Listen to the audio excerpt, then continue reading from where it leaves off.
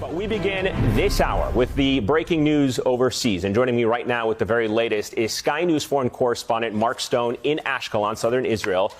Mark, walk us through what you're seeing on the ground and these developments over the past couple of minutes.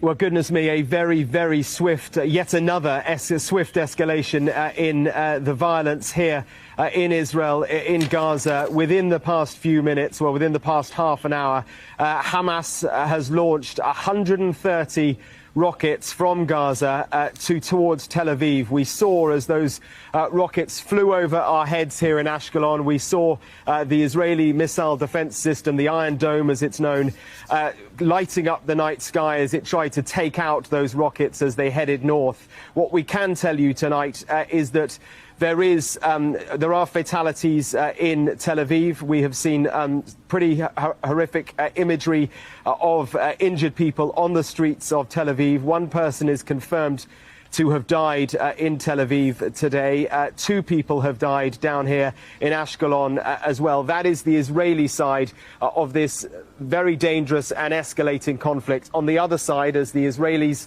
retaliate, pounding Gaza as they have through the course of today and last night, Ayman, 28 Palestinians so far have been killed. Some will say that it is very disproportionate in terms of the level of strikes. The Israelis clearly much more sophisticated in being able to hit targets within Gaza and hit them very, very heavily. We saw extraordinary imagery of a 13-story building collapsing in Gaza, a residential building. The Israelis claim that they have been hitting Hamas militant targets. We know that Hamas has in the past hidden military facilities, commanders in residential areas, but the level of destruction already in Gaza is significant. The destruction here in Israel, nothing like that. We have seen individual buildings that have been damaged, a home here in Ashkelon where those 2 people died earlier on today, an elderly woman and her younger carer, that was destroyed. But I think, you know, Ayman, you'll know as well as I do that the idea of 130 rockets being fired from Hamas in Gaza at Israel's largest city and causing injuries and fatalities, that puts this in a whole different on a whole different level. Benjamin Netanyahu, the Prime Minister, and Benny Gantz, the Defense Minister of Israel, are due to be speaking live to the nation in about 15 minutes' time. I saw a few moments ago on the highway ahead of me here, low loaders with tanks on them. At the moment, the Israeli retaliation on Hamas is an air offensive. It's planes, it's helicopters, it's drones. But I spoke to a commander earlier on today who said, before the attack on Tel Aviv, I should say, who said that this could well soon turn into a ground offensive. I think we're in that territory now. Of course, the backdrop, Ayman, is the clashes in Jerusalem. Just yesterday, it seems like ages ago, but just yesterday, which Hamas said they would retaliate for. They believe they are sticking up for the Palestinian cause. They said they'd retaliate on Jerusalem. They hit targets just to the west of Jerusalem yesterday, in itself unprecedented in recent history. Tonight, they said at 9 p.m. they would hit Tel Aviv, and they've done just that. All right, Mark Stone with the very latest. Mark, keep us up to speed on all the developments throughout the hour. We're going to post some of those questions to the Israeli spokesperson in just a moment. Sky News is Mark Stone in Ashkelon for us. Gas stations along the U.S. East Coast are beginning to run out of fuel as North America's biggest petroleum pipeline races to recover from the cyber attack that has kept it shut since late Friday.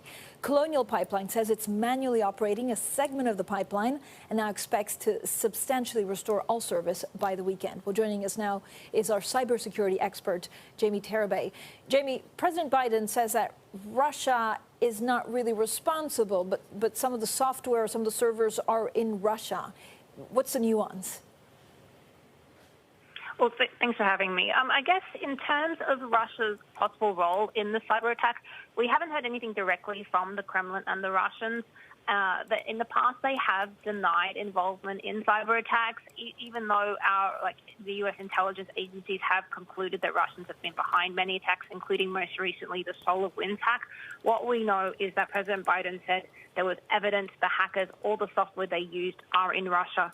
And we know that private security companies who've worked with government agencies to, in this particular instance with Colonial, to stop data that was stolen during the hack, and they interdicted it from making its way to Russia, which is believed to have been the ultimate destination. In terms of Colonial right now, its CEO has said that the company won't restart shipments until the ransomware has been neutralized. That's really important because the cyber attack essentially hijacked Colonial's IT network. The company had to take all of its operations offline. And so there's a significant possibility that if the ransomware isn't completely removed, the hackers could have an opportunity to use their access to try to infiltrate the systems that control the pipes and flows. So that is a huge risk and a major reason why Colonial is operating some of the segments of the pipeline manually. As you just mentioned, there are already gas stations along the East Coast that are beginning to run out of fuel. We know there's been panic buying and long queues. The shortages have hit the aviation industry, and we've seen reports that flights have been forced to stop and add additional stops to their destinations so they can fuel up. We also need to say that the pipeline serves 90 U.S. military installations and 26 oil refineries. So the ripple effect of this attack is still to be felt in so many ways. Colonial says it expects to substantially restore all service by the weekend. There is a massive race on to do so. It involves government agencies, the FBI, and a task force put together by the White House. That's not a certainty, though. It really depends on how easily they're able to remove the ransomware or resolve the ransom situation. So right now, it's still developing, and nothing really is